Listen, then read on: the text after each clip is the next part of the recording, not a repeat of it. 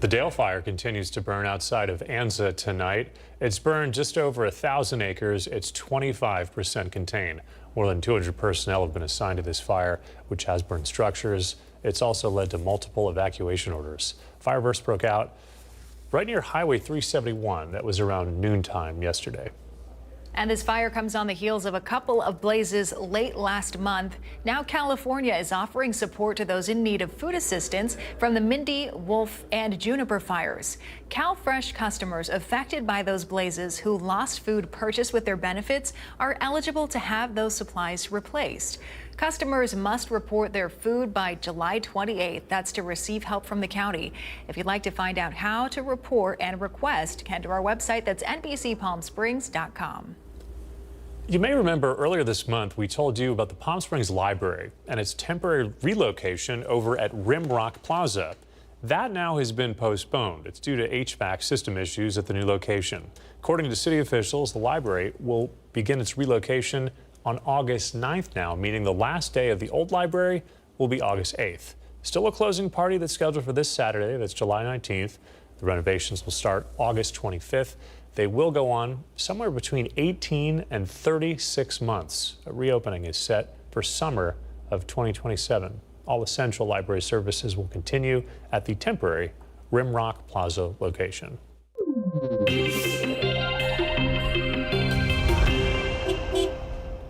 We have an update tonight on the continued South Palm Canyon Bridge project in Palm Springs. Work on this project started in February. It's expected to wrap up late 2026. Now this week, work is scheduled to run 7 a.m. until 3 p.m. at the intersection of South Palm Canyon Drive and Sunny Dunes Road.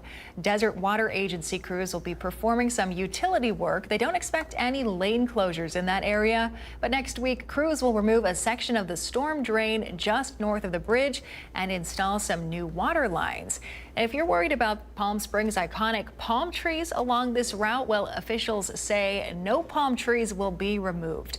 If for any reason they need to remove a tree, it will be preserved and used for future landscaping. So any markings you may have noticed on the trees were made when they were initially planning to move them, but the city tells us that plan has since been revised. We are halfway through summer, but some families tonight already thinking about going back to school. It's not just to get a head start, it's also to save some cash. Here's Gordon Takamatsu. Santiago Escobedo is still enjoying his summer vacation. I might need some calculators. But he walked us around Dollar King today to show us what will be on his radar. If I get these small ones, probably for each class. When he and his mom Minerva are shopping for his freshman year in high school in just a few weeks. In the past, they'd go to a big box store, Target, Walmart, Staples. Maybe some scissors. But ongoing inflation and new promised tariffs are driving families like his to discount stores like this. So we asked him if that matters. No, not really. Just making sure I have pencils that are in my backpack and so I have them ready for school. $8, but we're at $2.99. Dollar King's owner, David Mansourian, is counting on that approach. Families abandoning the big chains for substantially lower prices at stores like his, where his closeout and liquidation merchandise is less directly affected by tariffs, but just as good. It's not stuff that you necessarily need a name brand for. You don't. A pencil is a pencil. We're trying to make sure that we're there for the customer that can't afford to go there and spend. The National Retail Federation says families with K through 12 students are expected to spend an average of nearly $900 on back to school this year. A CNBC report says the average cost per child will hit about $570. College students, $1,400. And not just because of tariffs. Lower income families are also budgeting for cuts in SNAP benefits and Medicaid. It all adds up. $8 here, $5 for a folder, $3 for a pack of paper. Elizabeth Dobbs works here, but is also a mom to a fifth grader. She says lots of this stuff is expendable anyway. Why spend more for something that won't last 2 weeks? They lose it. Break it. Break it, yeah. Supplies, clothing, shoes, and electronics.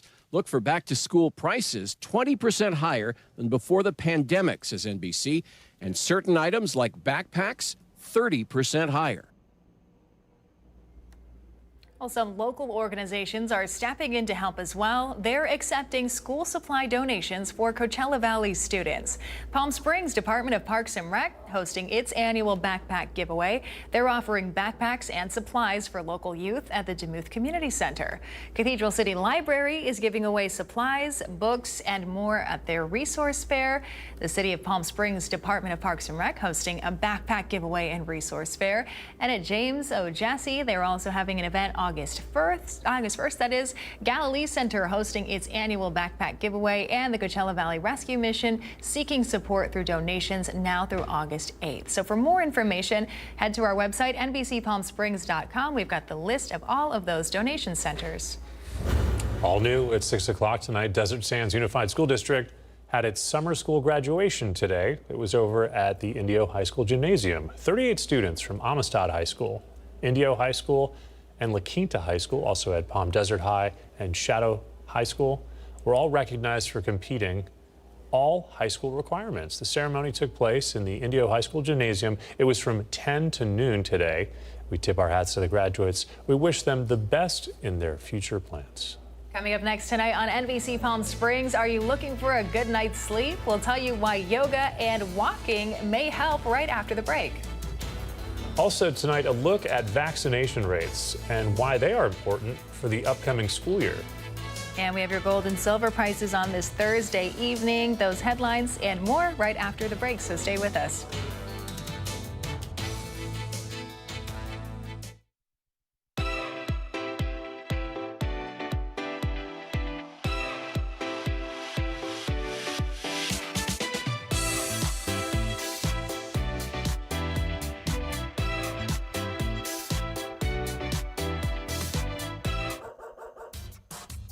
They say dogs are a man's best friend, but at NBC Palm Springs, we're a dog's best choice for news. Apologies to our competitors, but even your dogs know who leads the pack in news.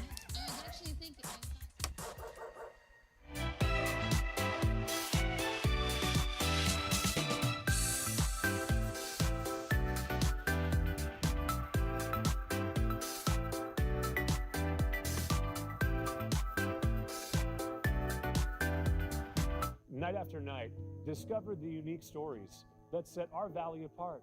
Together, we're going to find inspiration and foster connections that strengthen the fabric of our community.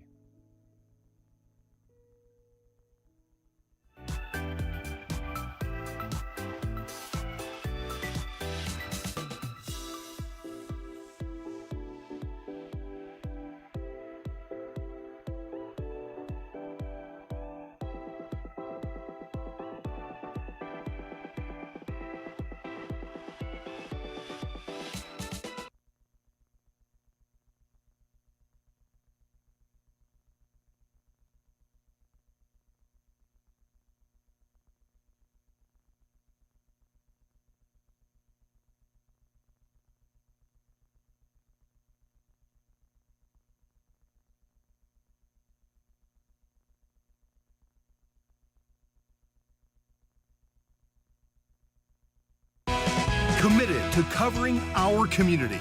You're watching NBC Palm Springs at 6.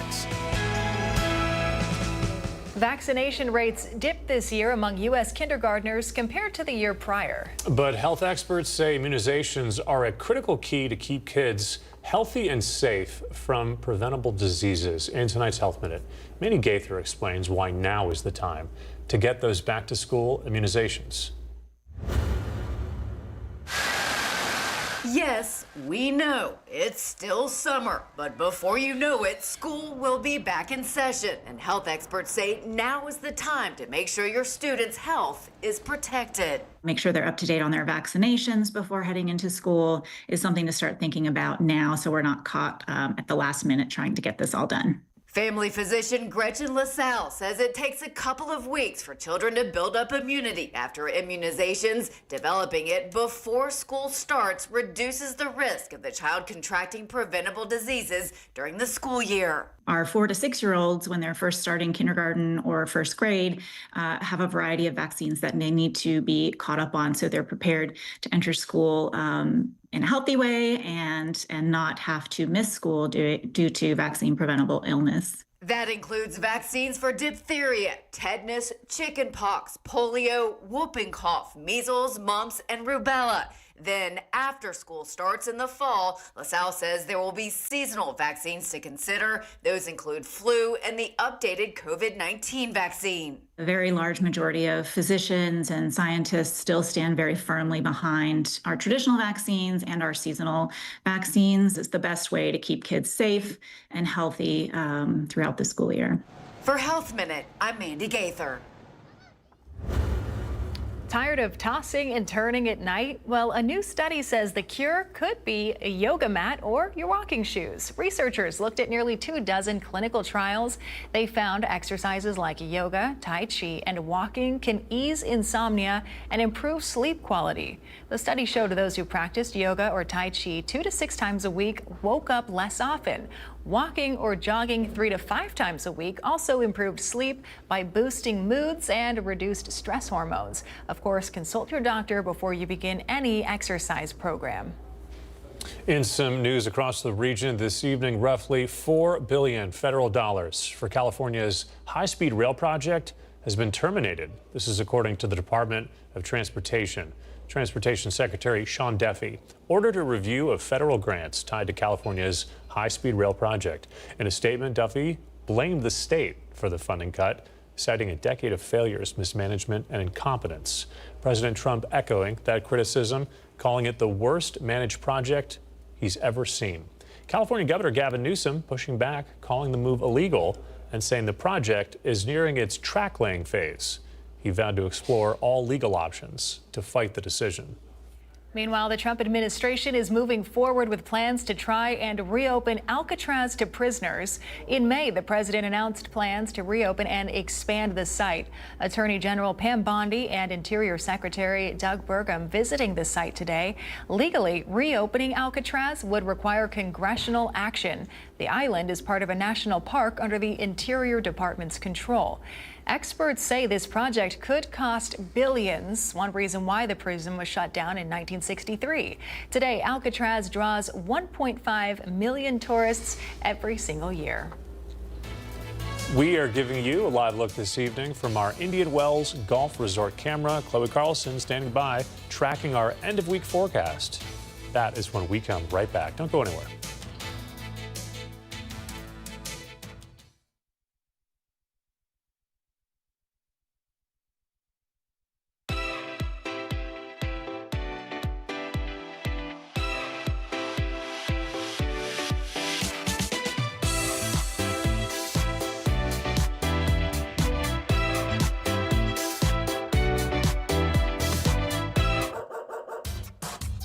They say dogs are a man's best friend, but at NBC Palm Springs, we're a dog's best choice for news. Apologies to our competitors, but even your dogs know who leads the pack in news.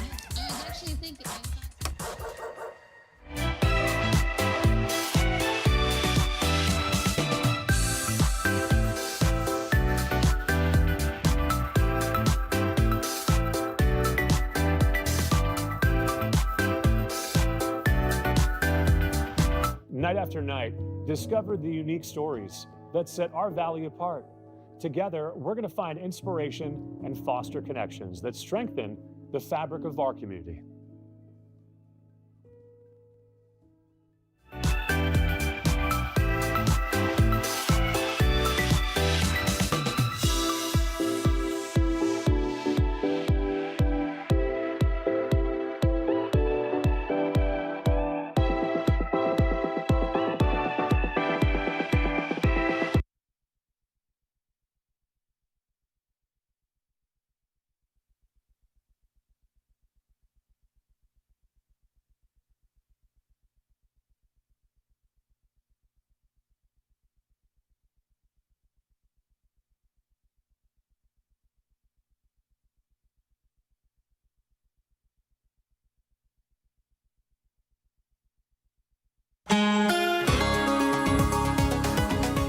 Welcome back. Live look from our Walter Clark Highway 111 camera, something we don't see every day here in the desert.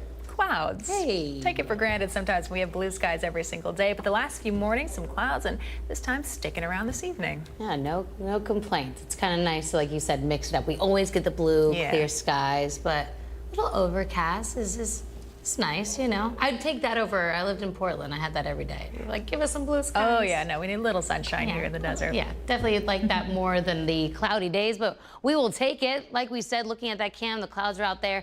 The Bradys also were able to capture this photo just a short time ago. They are on it with the photos at sunset. We appreciate it. I love a photo like this because you can see the sunlight illuminating through those clouds. I showed this in the 5, so I want to showcase it again because I don't always get the sunrise photos, but I had one of our viewers send it in. The drum roll, please. There it goes. This was sent in by Douglas Finch earlier today. I think Shadow Ridge. Correct me if I'm wrong. That was the area he was in. Beautiful look at that sun rising, and also the clouds there this morning. We still have a lot of those blue skies. Like I said, it picked up a little bit as we got into the afternoon. That'll be the case tomorrow, too. We do expect those cloudy conditions to continue through our Friday with that mid-level moisture. 105 for the high today, so slightly below average. Right now at this hour, right at 100 degrees for Thousand Palms, 98 on the southeast and in Indio, 80s up in the high desert. Overnight tonight, we'll stay in the low 80s here for the desert floor. As far as winds go, yeah, it was a little bit gusty when we looked at that Palm Springs cam earlier, but more breezy conditions for us most of the week. We're not talking about wind advisory level winds here. Good news there as far as surface moisture.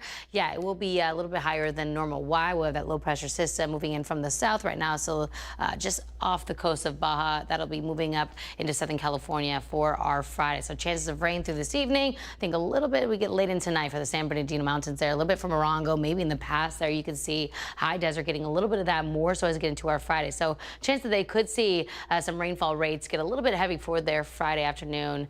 Similar story with the North American model. So we do expect some rain in the high desert and for our mountain communities there, the San Bernardino Mountains. Drier conditions on the way for the weekend. Here's a good check of our 7-day forecast. So that continues to Friday, those rain chances, and we're back to seasonal conditions by the weekend.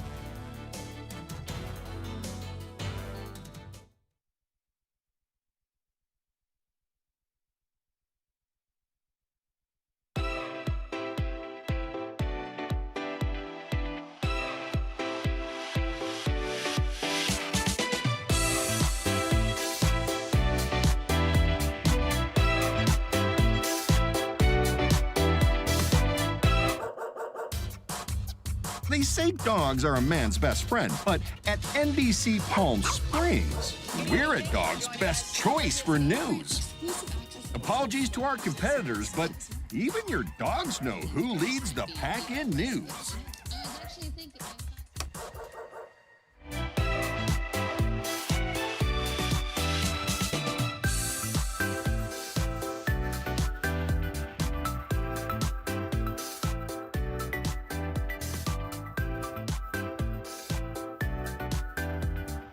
Night after night, discover the unique stories that set our valley apart. Together, we're going to find inspiration and foster connections that strengthen the fabric of our community.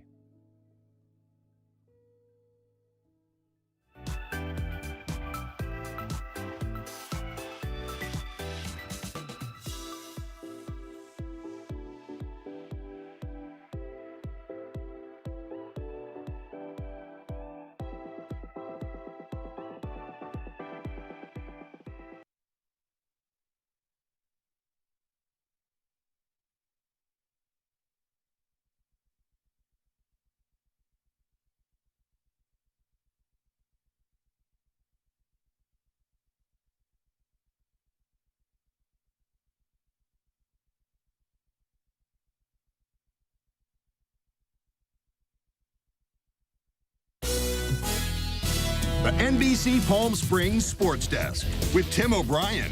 Brought to you by Agua Caliente Casinos. All right, well, welcome back. More on why I'm wearing this jersey in just a moment, but I really got to stop losing these bets. The Firebirds have a new face on the coaching staff for the 25-26 season. Vince Stelletti has been named the new goalie coach in the Coachella Valley following the promotion of Colin Zulianello to the Kraken. Now, Stelletti has spent the last 5 seasons with the University of Connecticut in that same position. In fact, every goalie that he's ever coached at UConn signed NHL contracts. In an article written for NHL.com, Stelletti and Zulianello met 8 years ago at a goalie conference, and when the position opened up this summer, Zulianello knew the perfect candidate, and the rest is history. Opening night, Friday, October 10th at Acrisure Arena. Be here before you know it. A huge congratulations goes out to the Palm Springs Power skipper Casey Dill on winning his 600th game on Wednesday night. Now, Dill has had a ton of success at the helm for the Power. In his first season, he went 35-3, right? Nothing to sneeze about. He won the Southern California Collegiate Baseball League Championship. This is Dill's 8th season with the Power. He began the year with 578 wins, so you knew 22 wins for the Power, not a big deal at all. They do a whole lot of winning, and what I mean by that is not only did he get his 600th, the team won its 700th this year. Well, the team also clinched a spot in the championship last night following a big win over the Havasu Heat. Now, the quest for a three-peat begins on Saturday against the Inland Empire Pirates at Citrus College at 5 p.m. Now, Game 2 will be back here in the Valley on Sunday, July 20th at 4 p.m., and then Game 3, if necessary, at 7 o'clock on the same night at Palm Springs Stadium. It'll be the last chance to see the Power in action this summer, so be sure to head out to the ballpark this weekend. We'll have more on the tickets and specials coming up on Friday. Now, I'm a man of my word. I lost a bet to Jeff the Dome Bloom on 102.7 The Fanatic. His Cubs beat my Yankees last weekend, 2 out of 3 games. Loser had to wear their jersey at their job. So be sure to listen to the Dome in Austin weekdays 3 to 6. I told him I'd wear it. Chicago, he's got Dome on the back. You win, fair and square. Well, that'll do it in sports. I'm Tim O'Brien. And now the Agua Caliente Entertainment Report, brought to you by Agua Caliente Casinos. All right, something that just broke about an hour and a half ago. CBS is ending The Late Show with Stephen Colbert. It's going to happen next May. Colbert sharing that news during the taping of his show today, saying this is all just going away, in reference to the fact that he's not going to be replaced. They're just simply ending the show. There has been speculation about Colbert's future with CBS and changes at the network's parent company, Paramount. Paramount is merging with Skydance Media, and it recently settled a lawsuit with President Trump. Colbert is an outspoken Trump critic. CBS says the cancellation was a financial decision and not related to the show's performance or content.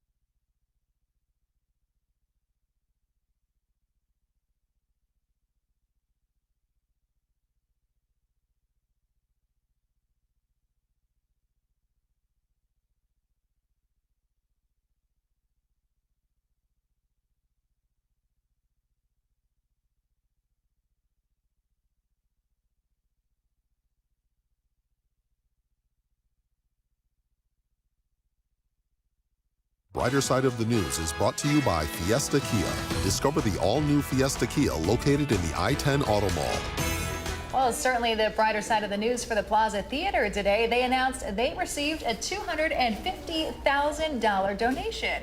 The Allen Foundation providing the funding. The nonprofit is a private grant-making organization that will receive recognition as a founding donor. So very cool news there. The deadline for the theater's restoration project is December. There's a slate of shows, including the Palm Springs Symphony, planned for then. The theater is still in need of raising $6 million to finish restorations, but this chunk of change right here, hoping to help them reach that goal. Very exciting. I need to go see a show there, so I'll have to do that when they open back up. If you talk to anybody here in the last that's been here 30 years or so, they say it's a gem. So the fact that it's getting up and running again is a good thing. Oh, nice to see it when it's all done. All right, that's going to do it for us tonight. We're back here for the news at 11, so please join us for that. Meantime, we're going to send things over to Fred Rogan tonight. He's got the latest with the Rogan Report. Hey, Fred. Hey, Mark. The Rogan Report is presented by The Living Desert. This ever happened to you? Lay down, ready to go to sleep, bam, you're wide awake, and nothing you can do to go back to sleep. You're not alone. Welcome in, it's Thursday, and as we inch closer to the weekend, are you planning on eating out? If so, how do you decide what to tip? I heard a story about a guy in an Italian restaurant who took back his tip after a waitress totally humiliated him. He said the service was really bad, she lost his drink twice, brought the wrong appetizer. Just as he was leaving, she confronted him about leaving only a 10% tip and called him a cheapskate in front of everybody. He was so taken aback that he went back to the table, picked up his cash and left. Was he right, or was he just being petty? Contributors tonight, Katrina Dixon and Jim Walker. Katrina, on a normal night out, how much do you tip? I always tip a minimum of 20%, but I also was a waitress for a couple of years, and I remember what it's like to give your best, and whether your best was actually spot on or making a few mistakes. It is not an easy job, and our economy really doesn't pay waitresses what it should. Jim, what do you think? Oh, I'm same page there. 20% is a bare minimum. Now, if your service is bad, there is a way to remedy that without cheating the server, because many times, as we know, it's not the server's fault. You could have a slow kitchen. You could have a bad bartender. Go and talk to someone in management and tell them, look, there's a problem here. But cheating the server, the tips are part of their income. Whether we like that system or not, that's how it is in the U.S. So you've got to tip them. Katrina, you were a server. You mentioned that. Do you have any bad experience with people tipping you? Yes. I actually found that the more talkative and friendly the guest, the more likely they were to tip me 10% or less. And the quieter and more straight to the point, the higher the tip. It almost always ended going that way.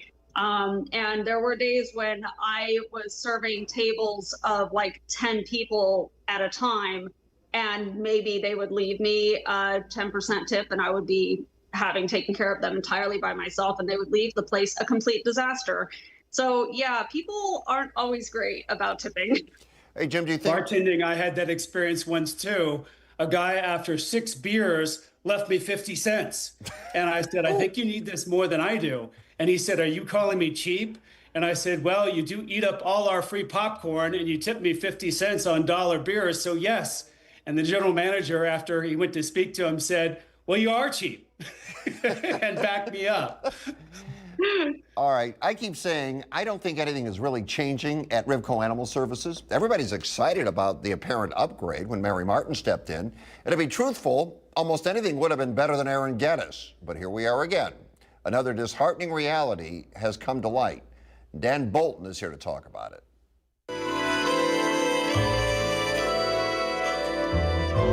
All right, Dan, welcome back to the show.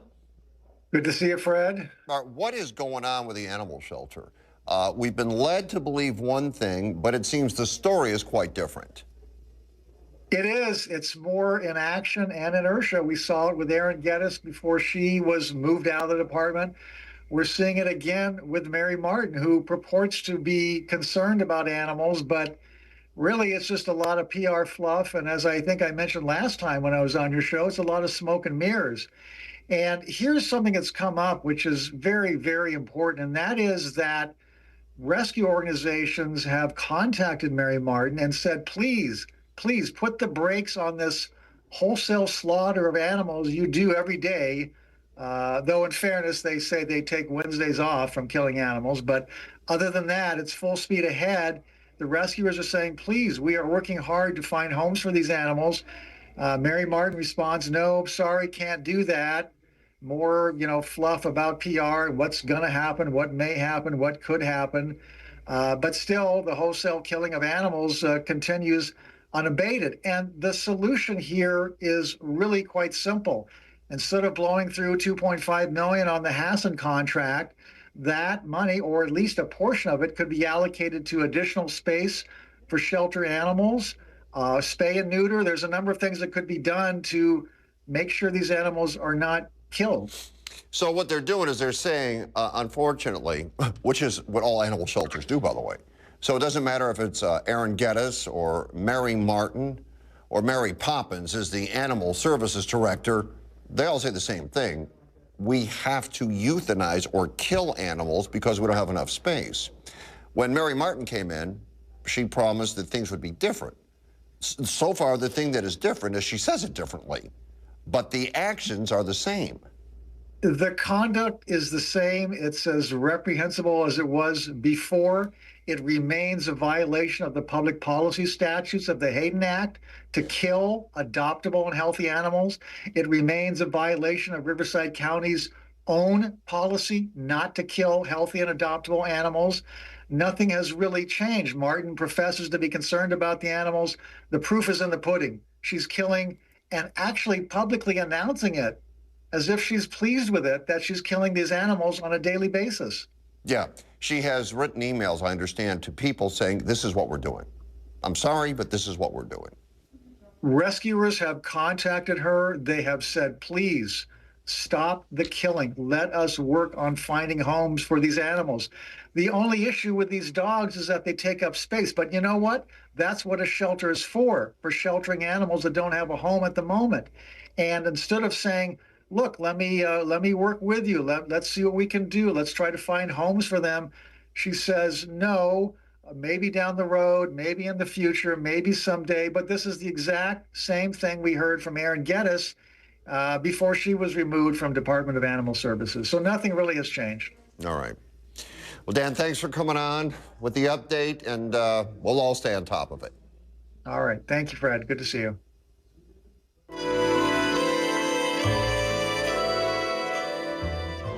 The more things change there, the more they stay the same. If you've been to a bar since July 1st of this year, you may have noticed a small but important new rule. California bars and nightclubs must now offer lids for drinks upon request to help prevent roofie spiking. It's a small but potentially powerful safety tweak. It builds on last year's mandate requiring visible signs and drug testing kits warning don't get roofied. Bar owners say the change is low, cost, and simple. A stack of lids at the bar. But some critics call it a Band-Aid solution. It doesn't tackle the root problem of the predators. The law isn't yet strictly enforced. It'll start with warnings, but violating it could eventually threaten a liquor license. For now, caps and covers offer peace of mind, even if the real challenge remains. Jim, does a simple lid actually help prevent spiked drinks, or is this window dressing? I'm sorry, I think this is just silly. I mean, the solution to preventing getting roofied is if a stranger wants to buy you a drink, accompany them to the bartender, you watch that drink being made, and then you keep an eye on that drink. That's pretty simple. Putting a lid over it, I mean, if he's going to try and put something into your drink, you know, when you're looking away, he could still do so. The lid is kind of pointless. Katrina? I feel like whether the lid is a secure lid versus something that just lightly goes on top and can quickly be lifted, because this is a crime of opportunity, right? The quicker they can do it, the easier it is. So if it's something they have to take time to hold down and pop off, that's one thing. But if it's just pop it over with their finger, pour it in and pop it back on, it's not going to be helpful. I don't know. The other thing I'd say about this is with a, you know, if you're having a sexy, expensive drink, you really want to put a plastic cover on it. I mean, it kind of, if you have a fruit garnish or something, it's going to destroy the whole ambiance of the drink. Yeah, you're 100% right. And here's what you need. You need to focus more on education and predator prevention. But I don't really know how you do that, Jim. I think they're on the right track with what we were talking about with the regulations that have already been imposed. but I think you need more public education about, maybe watch, keep an eye, or some kind of steps that you put in the bar so people are thinking, hey, maybe I need to watch this drink being made. What do you think, Katrina? I do agree with Jim. I feel like this is a case of, yes, we need to try to work with our younger kids so that they don't grow up to be predators, et cetera. But there are always going to be people that are looking for this opportunity. And whether you keep an eye on your drink or not, there is going to be a little risk involved when you go out, especially if you're alone and you don't have two sets of eyes on your drink.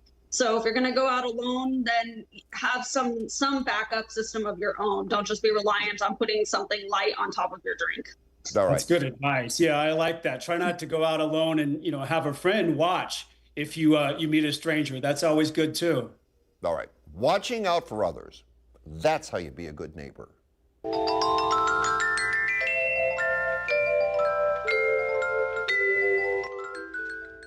Vincent Rancho Mirage looking for a monthly gardening service. Who's got a recommendation? Sherry in La Quinta needs some honest feedback on local gym. She is a senior who is looking to get back into exercising after a bit of a break. Marika, Cathedral City, looking for the best Valley thin crust pizza place that will deliver to Cathedral City. Julie in Bermuda Dunes is looking to volunteer her time. She wants to help out and is looking for places looking for the help. You might not like everything we do. Hey, we might not like everything you do. We can still be friends. Find Fred on Facebook and Instagram at Fred Rogan or email thedesertdean@gmail.com. How well do you sleep at night?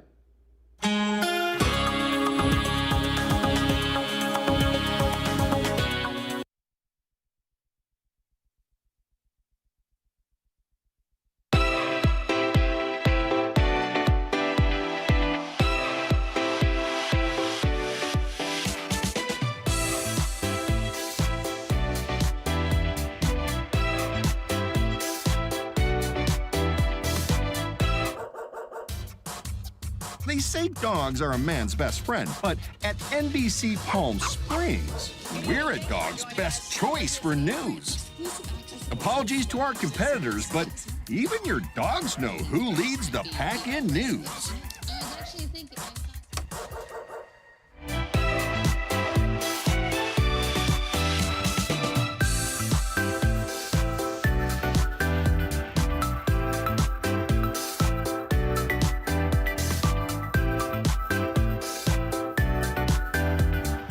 Night after night, discover the unique stories that set our valley apart. Together, we're going to find inspiration and foster connections that strengthen the fabric of our community.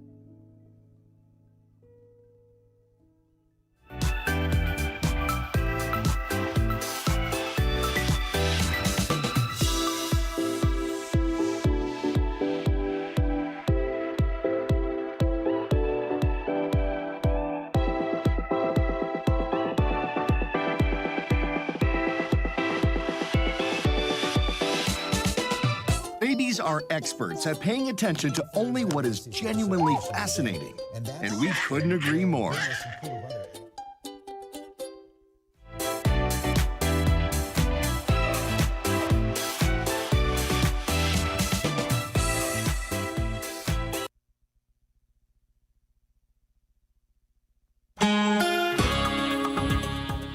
Turns out America just can't sleep. About 35% of U.S. adults are clocking in fewer hours of sleep than they need, and it's hitting the marginalized communities the hardest. So what do you do if insomnia is turning bedtime into a nightly brain meltdown? You could try cognitive behavior therapy. That tackles the mental loops keeping people awake, like clock watching, dread, and bedtime catastrophizing. The therapy's unteaching your brain the freak-out cycle before bed. But the big problem, not enough trained therapists and too many people bail early, leaving a sleeping epidemic that won't quit. All right, Katrina, what part of bedtime flips your brain into disaster mode? The moment I have to start counting hours before I have to be awake. When I sit there and go, okay, I need to be up by this time, which means I have this many, and the moment I start that, it's like you're definitely going to have some falling asleep issues. Jim? Yeah, it's definitely a cycle. First, you can't fall asleep. Then you start looking at the clock. You worry about how many hours you've lost. Oh my gosh, what if I don't fall asleep? Then you start thinking about all the things you have to do tomorrow. It's a cycle. So, I mean, I find sometimes I'll get up and just make a list of all those things. So it kind of gets out of my head. And sometimes that helps, sometimes not. I can't do it, by the way. If I go to sleep and now my mind is racing, it's over. And you know what you do? You pull the old, and tell me if you guys do this, you pull the old, all right, I'm gonna go to sleep. You lay down and you're laying there and you're not really asleep, but you're convincing yourself you're asleep, right? Right. Right. And you're making yourself more tired by the second, right? That's right. My strategy with that, and this is completely legal in California. If I can't sleep, sometimes I'll get up and go out and have a smoke of weed. Yeah. The next step, if that doesn't work, I have doctor prescribed trazodone, and like the heavy hammer is Ambien. So all not in one night, believe me. But I'm just saying, depending on what kind of problem you're having, sometimes you just have to get to sleep. Yeah, I'll tell you one thing. Obviously, you have to deal with that, given what you have in your medicine cabinet. Katrina? Well, and I mean, I remember reading a long time ago that as long as you are laying there with your eyes closed, even if you aren't actively asleep, you're still resting your brain, which is better than picking up your phone or moving to other more drastic measures if that eventually does lead to falling asleep if you just lay there long enough. But obviously that's not going to work for everybody. Right. The phone is the worst thing. If I pick up my phone, it's over with because I'm going to be answering messages for 2 hours. You're dead. All right, you know what really makes it hard to sleep? 115-degree weather. Maybe you just have to have the right attitude. Only way to find out is to ask the person with the correct attitude. Chloe in Super Weather.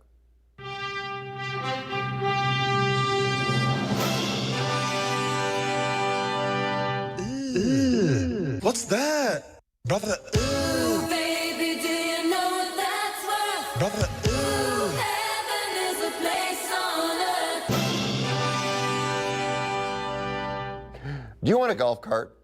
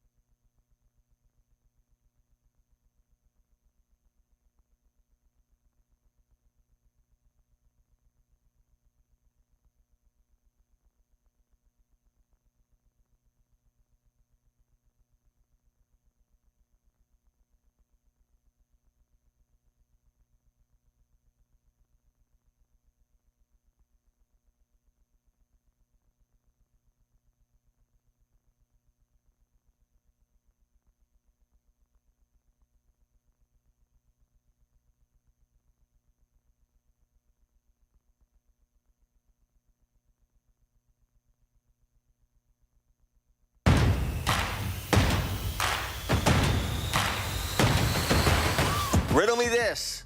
What has a thumb and 4 fingers but is not alive?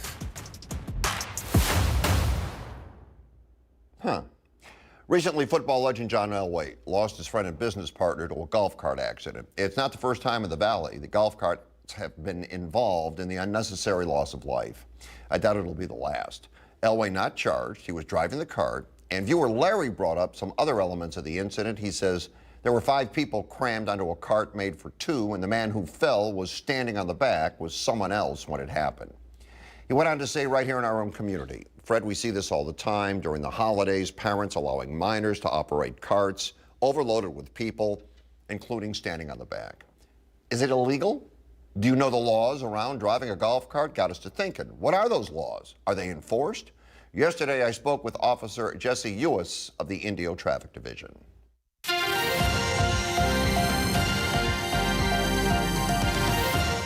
Jesse, appreciate you being here tonight. Afternoon. Okay. Thanks for having me. So let's talk about golf cart safety. I don't think it's something people really consider. You have a golf cart for 2, there could be people standing on the back, they can fall off. Are there rules or laws regulating this type of thing? Yes, there's both. We have a city municipal code that gives a definition of what a golf cart is. A golf cart is a motor vehicle with at least 3 wheels, designated to operate no more than 25 miles per hour, carrying golf equipment and 1 or more people, usable on a golf course to play, service, or maintenance. There's also California Vehicle Code, which defines a golf cart as well, and is designated to carry golf clubs, equipment, and no more than 2 persons, including the driver. All right, so I've got a golf cart, and it seats 2 people, and I can put my clubs on the back, okay? But I go, you know what the hell? You guys want to go with me? You stand on the back, we'll sit in the front, and I'll put 3 people standing on the back. Am I breaking the law right there? You are, and you're putting those passengers at risk of injury or harm. Okay, and if I'm breaking the law in that regard, really, who's going to say anything to me if I'm driving inside a gated community?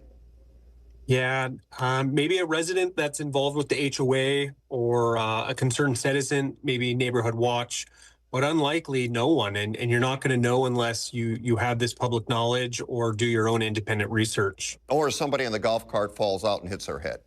Yes. And then you would know for sure. You would.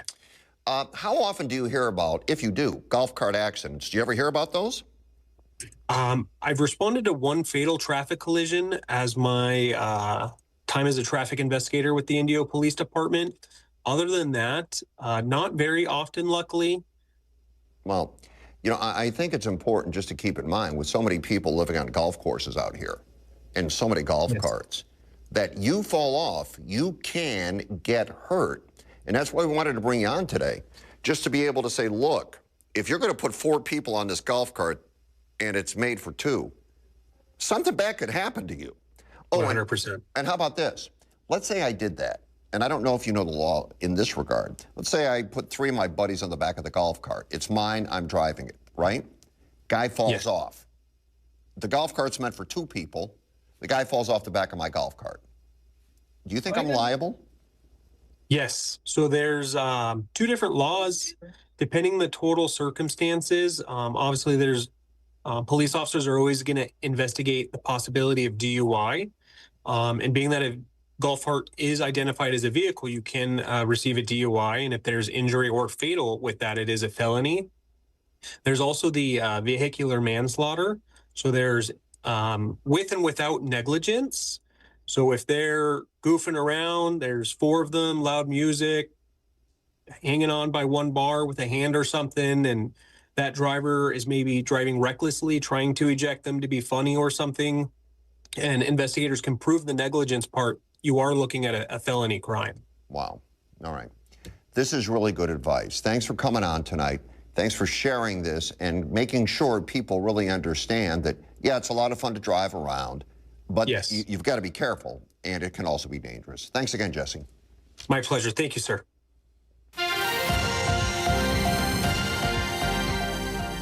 All right, we'll have your daily dose of cuteness when we return.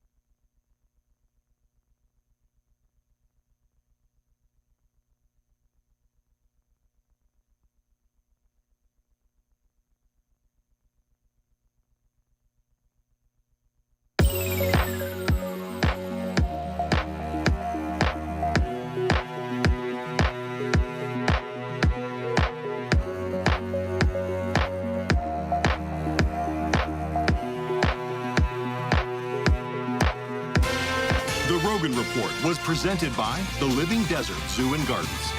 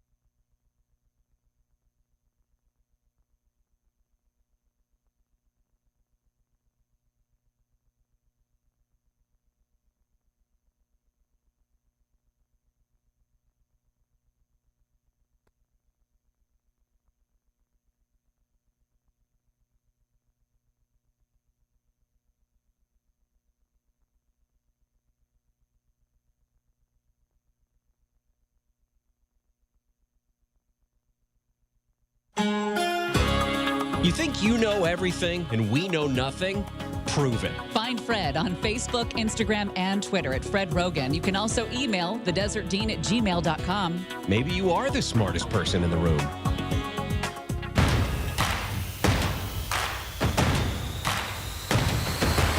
What has a thumb, 4 fingers, but is not alive? If you guessed it, a glove. Had it. All right. Tonight, let's wrap it up with a bit of good news. An update now on the story of Linda Paulding, who had her car towed at the Juice in Palm Springs after falling ill and eventually going to the hospital. Fees to get the car out continued to climb to $2,500. Her church stepped up with $1,400 to get it out. The towing company eventually gave them their money back to help out. And then Captain Melissa Crane of the Palm Springs PD rallied some folks, including some city officials, to pay the rest. It was an incredible act of kindness and generosity. Her car is paid for. Also, the city is going to change the language in its towing contracts when they come up, and keep business owners from doing what the Juice did to what they called a good customer. By the way, Linda is still in the hospital. Don't forget, we never stop. 24/7, that's NBC Palm Springs. Check out the website. Go to the show page. Content from tonight is up there, and from our past shows as well. Appreciate you watching. Have a great evening. Wheel of Fortune is next.